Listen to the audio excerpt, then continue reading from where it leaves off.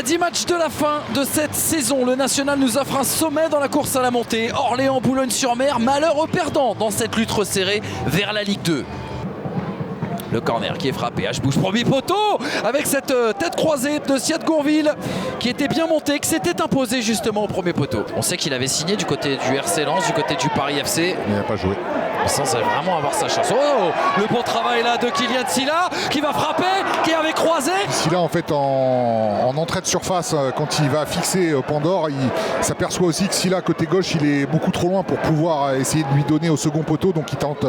Et puis il y a tout le travail défensif aussi au niveau du bloc. Attention, récupération là de Vercruis justement pour Rambo qui va armer. Oh, le but, il est magnifique, il a pris le temps de contrôler et cette frappe, un laser qui est venu couper la ligne de but de Vincent Viot. Première occasion pour l'USBCO et déjà 1-0. Thibaut Rambo, le buteur maison, sa 9e réalisation.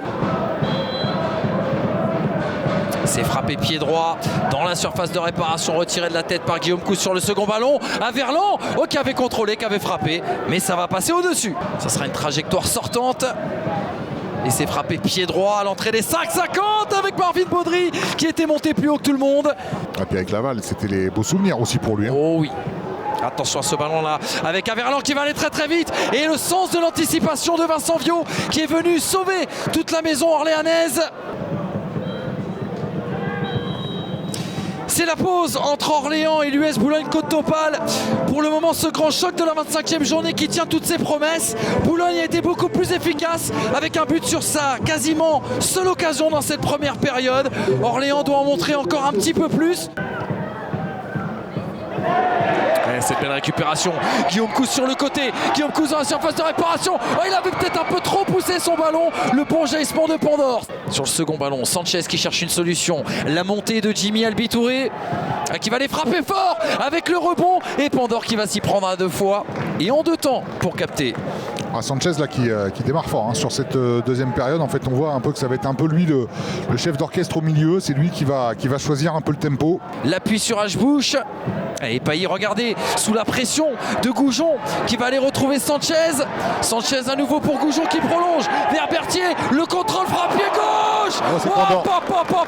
Pandore qui la dévie et il me semble que ça a touché les montants. Exactement, c'est frappe de Berthier et ensuite Pandore la met sur sa barre. Guillaume Cousse désormais, il a levé la tête, il va errer avec Berthier qui prend encore sa chance et encore une fois ce ballon qui va aller flirter avec les montants de Pandore. C'est incroyable cette entame de seconde période, le nombre d'occasions et de situations orléanaises.